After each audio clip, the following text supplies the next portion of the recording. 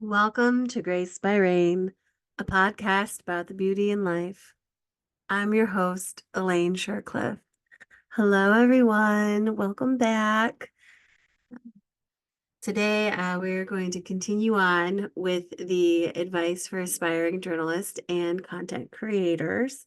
This is episode 2 of that series. I'm not sure where we're at in the episodes for the season 5 because I'm pre-recording and deciding afterwards where I'm um, placing everything. So could be episode 2, could be episode 3, could be episode 6. I don't know. But this is episode 2 of the series of advice for aspiring journalists and content creators. So today we're going to discuss uh, goals and plans and how to reach them, and the importance of making goals and making plans to reach said goals. So when you're starting, and even as you go on, you want to take time out of your day or your week to write out your goals. Long term, short term, they could be big, they could be small. They can be ones that are like beyond your absolute wildest dreams. And I suggest writing all of them down. And then from there, you can decide which ones you're really going to focus on. But when it comes to that one that's like beyond your wildest dreams, at least it's out there and you like have it in the back of your mind and you see it on a paper that you hang up on your wall or in a notebook. And like as you start ticking off the goals of other things that you wanted to accomplish, you start thinking, oh, wow, this wildest dreams one could actually come true. And that just gives you a little bit more like life and zest when it comes to completing your goals. Now, I know there are a lot of people in the past who have said like, oh, just your big dreams, focus on your big dreams or focus on small ones that you can like, you don't want to bite off more than you can chew. But the variation is important.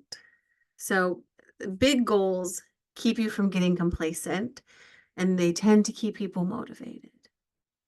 Now, small goals, they tend to keep you from getting down. They show you what you've already accomplished. Um, and during a rough patch, only having big goals makes everything kind of feel out of reach and like you've accomplished nothing. It's very easy to get overwhelmed. It's easy to give up. It's easy to just want to abandon ship, right? When you're only trying to reach that big goal. The little goals help you see that you are doing things and you're doing things the correct way and you're on the right path. Now, having only small goals can make you bored. When things are too easy, sometimes you find yourself kind of losing the will or the passion to do what feels like mind-numbing tasks, right? Like everything becomes a mind-numbing task at that point when it's just small goals that you're trying to reach. So the combination kind of keeps you going. They go hand in hand. They're very important to one another. Now, the next part is extremely important, okay? It is the most important key to reaching your goals. I struggled with my goals and it's like staying on a path for them because I didn't have a path to reach those goals and I didn't really kind of realize it. Um, and the best advice I received, it came from Nathan Gerby. He is a former Cleveland Monster, played for the Blue Jackets, played for the Buffalo Sabres.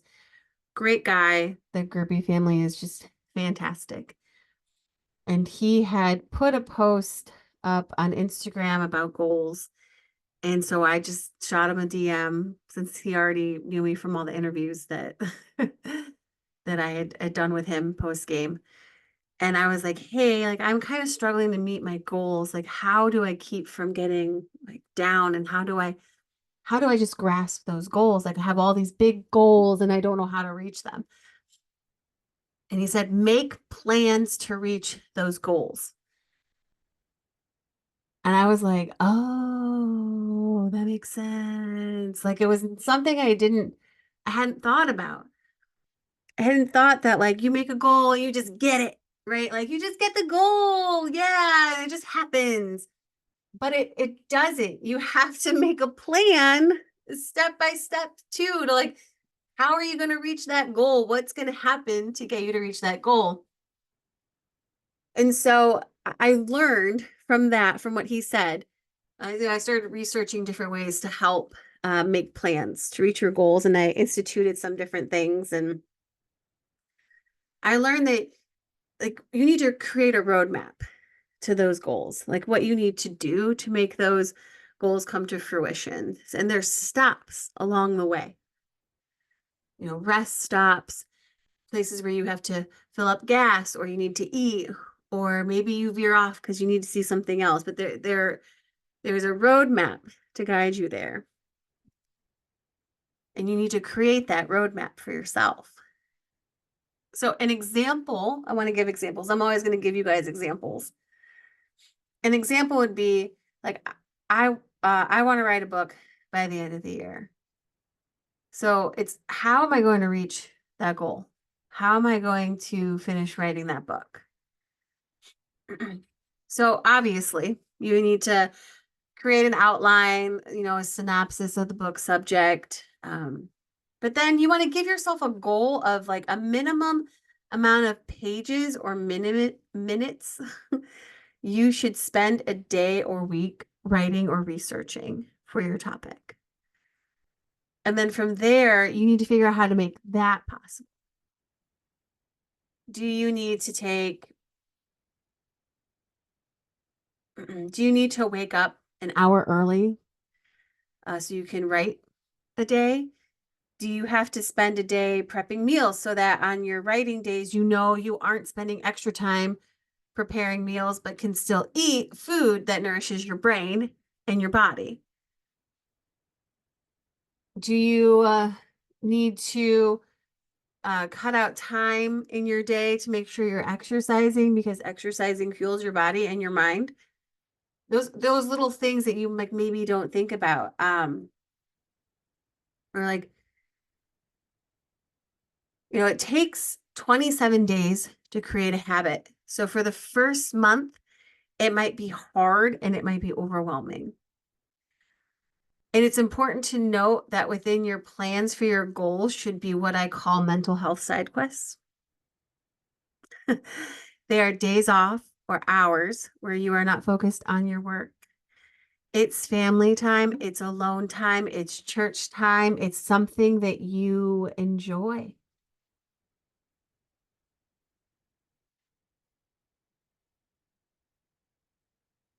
It could even be like sleep time, right? Like, how often when we are hitting our goals and our dreams do we sacrifice our sleep, and then we're useless. We're not, we're so tired we can't do anything. Those little things all add up to part of the plan. And once I started adding plans to my goals, my path towards my dreams has been a lot smoother. It has been so much smoother. I have been so floored that this simple piece of advice that Nathan Gerby gave me just changed the trajectory of my dreams and goals. Literally everything is smoother. I don't get as overwhelmed. I don't feel as bad when things aren't necessarily going the way that I think it should, because I look at what I've written down and I go, oh, you know what? I need to amend this. I probably need to sleep more. And then I start sleeping more and I do better. Oh, I need to amend this. I need to start like taking care of myself. I need to eat better. I need to change my diet. Thinking clearer, thinking better. I need to move more. And because of that, and then I'm ticking off the things like, oh, I need to wake up 30 minutes early this day so that I can get to church, 6:25 a.m. mass, and then drive to work, sit in the parking lot for 30 minutes and just write. Just write whatever. Get that writing muscle flexed. And then go into work, and now I have the separation between work and my writing. So I'm not thinking about it. So I'm fully present at work, not thinking about what I have to do outside of work.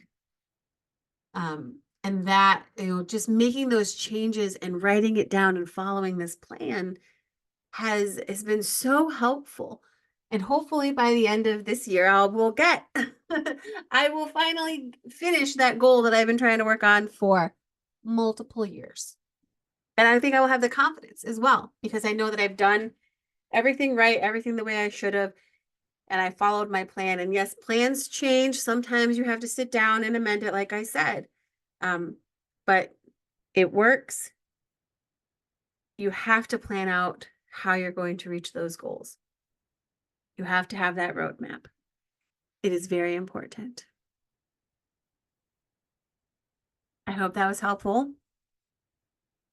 If you try this idea and it works for you, let me know. If you have an amendment or an alteration to this idea, let me know, because like I've said in episode 1 of advice for aspiring journalists and content creators, it's not the same for everyone. Granted, I do think that this specific one works for everyone, but everyone's brain is different, everyone's mind is different. So maybe there's a step that might help someone else who functions differently than me, and I would love to hear it.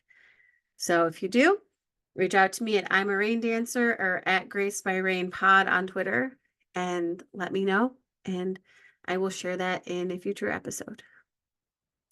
Thank you all, and I look forward to meeting you back here again.